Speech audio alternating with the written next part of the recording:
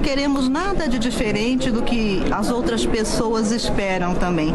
Comunidade de terreiro é um espaço de dignidade, de benfeitoria. Religião é aonde a pessoa coloca a sua fé. Então, Umbanda, Candomblé, Tambor de Mina, Catimbó é religião. E se alguém acha que nós não temos o direito, nós temos que ir à lutar com unhas e dentes, como dizia meus antepassados, para nós chegarmos lá.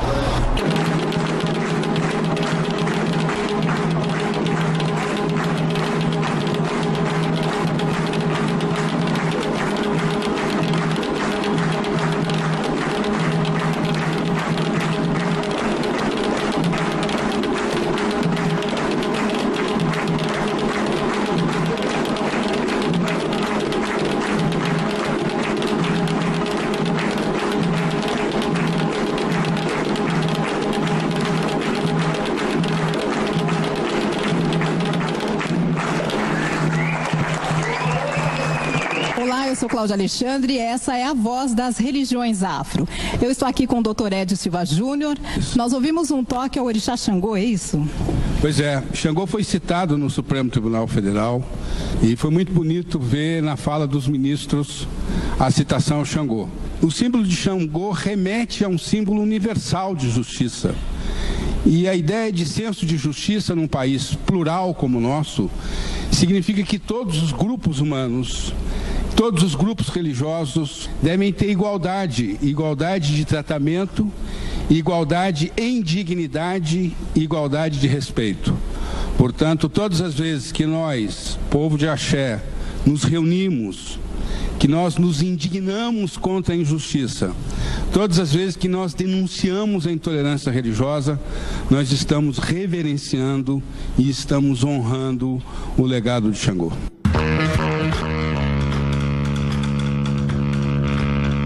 Mais uma vez, nós estamos aqui, então, para fazer valer o direito de resposta e fazer valer a democracia e a liberdade religiosa. Somos diferentes, somos diversos, mas somos iguais em direitos e no exercício da cidadania.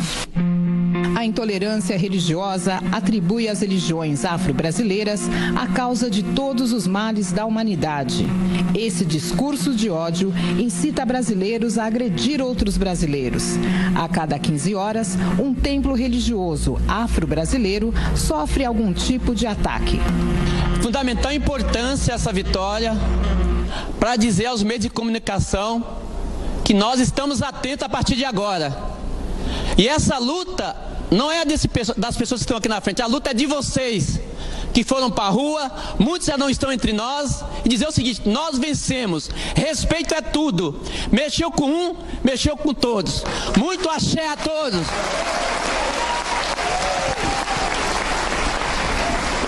Em 2003, houve uma manifestação na Avenida Paulista de muita saudosa memória e eu gostaria de saber, Paulo Mansur, quem esteve lá em 2003? Quem esteve lá? Olha que maravilha, o tanto de pessoas estiveram lá e eu queria falar com Mãe Carmen de Oxum, queria ver minha mãe, primeiro de tudo, sua bênção.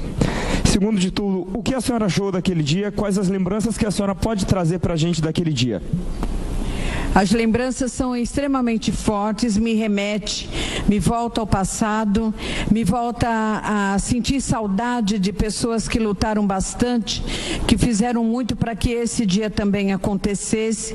Muitos dos nossos que estavam lá já se foram, mas nós tínhamos na época a referência de Pai Joãozinho da Sete Pedreira, de Pai Sidoim da Oxum, a caravana da Mãe Dango, junto com o Tiãozinho, que na época era nosso deputado, nossa referência, inclusive até um adendo, Tiãozinho, não podemos nos esquecer que o senhor foi o primeiro deputado estadual a entrar na LESP com os tambores, né?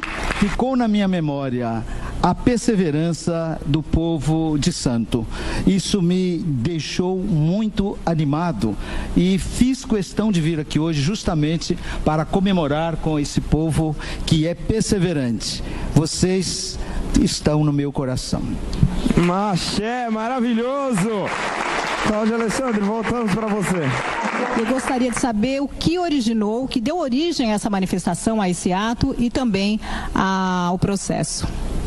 Foram repetidas mensagens, narrativas de ofensa às religiões afro-brasileiras, veiculadas nessa emissora que nós estamos indo ao ar hoje. E nós, então, ingressamos, primeiramente com uma representação. O nosso eterno deputado Tiãozinho, do PT, foi um dos articuladores dessa representação.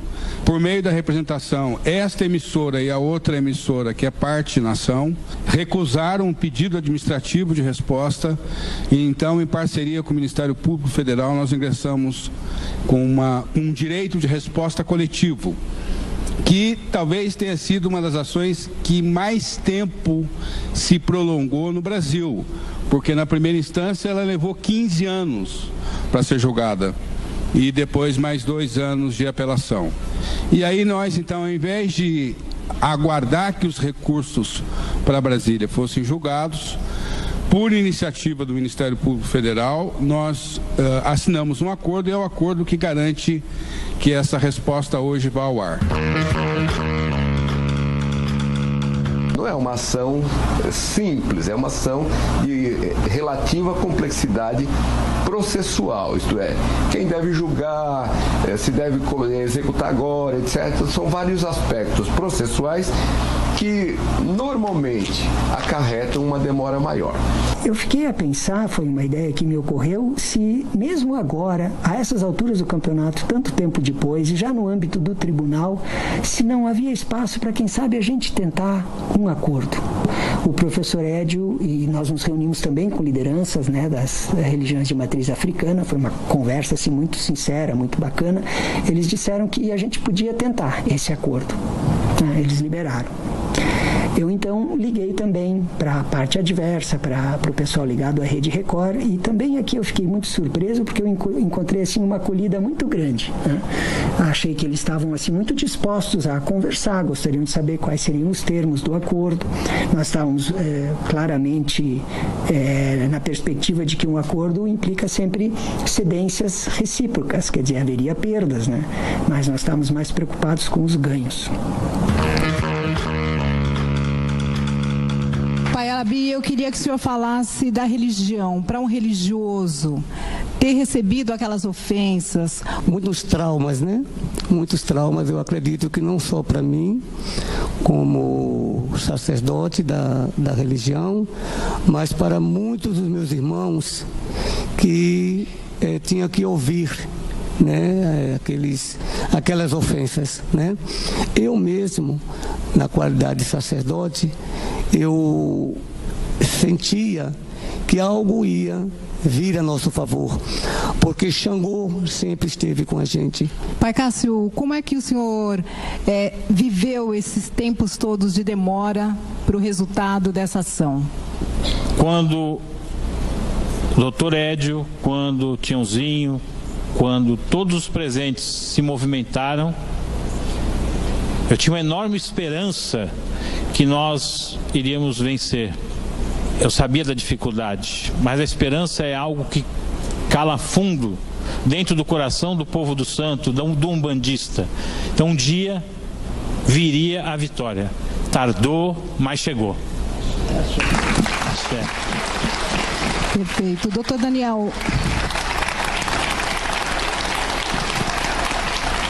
Então, eu até queria ressaltar essa dimensão também, porque havia um ineditismo nessa tese também, e que inclusive ficou cristalizado no julgamento no TRF, e isso independentemente do acordo, isso está lá como julgado, que é um direito de resposta manejado pela tutela coletiva. O que é esse palavrório jurídico? É você optar coletivamente por um direito de resposta a partir da Lei de Ação Civil Pública. De fato, quando a gente pensa coletivamente o exercício de direitos, é que a gente pode chegar mais longe. Por isso que eu estou muito emocionado. O desafio hoje aqui foi segurar a emoção, depois de tanto tempo, depois de toda essa história de luta, e a gente coletivamente ter um desfecho que finalmente vai para o ar. A polícia polícia corria atrás e descia o couro em quem era da Umbanda, do Candomblé, né? Nós não podemos retroceder na conquista dos direitos. O mundo atual exige de nós determinação, disposição de luta, no sentido de não permitir nenhum retrocesso, nenhum passo atrás na proteção do direito à vida e na garantia da liberdade religiosa. Nós estamos pedindo que vocês nos conheçam para depois vocês saberem o que falar sobre a nossa religião. Venha perguntar para nós que vocês vão saber que a nossa religião é tão boa quanto qualquer outra. Axé. Doutor Edio, havia alguma possibilidade de não ganhar a ação? Nós estávamos lutando contra emissoras poderosas que contratam bancos de advogados pelo país, não é? Que tem influência na política, que tem influência nos palácios do governo. E quem nós éramos contra esse poderio? Nós éramos pessoas que acreditavam na justiça, mas que os advogados nem de longe têm condições materiais, econômicas de fazer frente ao poderio que essas emissoras têm. Eu diria que foi uma luta de Davi contra Golias. A junção da pressão política do povo de Axé e a destreza dos advogados é que evitaram o não. Mas nós, com certeza, poderíamos ter morrido na praia, tanto que a ação na primeira instância levou 15 anos até ter uma sentença. Obviamente, a pessoa que não se sente contente com a decisão judicial de primeira instância sobe para o tribunal e assim sucessivamente. E nós achávamos que eles estavam dentro do direito, mas você veja bem, nós discutimos liminarmente 13 anos. Esse processo desceu da maior corte do Brasil, voltando para a primeira instância para julgar mérito. Mérito ganhamos também. Subimos para o tribunal, fizemos sustentação oral no Tribunal Regional Federal aqui de São Paulo, ganhamos também por votação unânime. Por votação unânime, foi assim um sucesso. E dali para cá achávamos que mais um recurso para mais alta corte iria demorar muito, porque essa ação é uma ação que diz respeito à nossa religião, a Umbanda e o Candomblé. Não é uma religião que não é um assunto de interesse da sociedade. Portanto, essa ação iria ficar lá um bom tempo. Então nós procuramos fazer um acordo, tá entendendo? E por fim a essa demanda. O que explica essa extensão, esse longo período de espera para essa solução, para que a gente esteja agora vivendo esse direito de resposta? As emissoras utilizaram todos os recursos processuais possíveis para postergar a decisão. O que determina esse resultado é a pertinácia, a pertinência, a insistência, a força do nosso povo. Quando o povo de Axé tomou o Tribunal Regional Federal, foi um dia histórico. O Pai Alabi vai lembrar que a presidente da 9ª turma, que é uma das desembargadoras federais mais antigas da casa, saiu da sua poltrona e foi no outro andar cumprimentar o povo de Axé.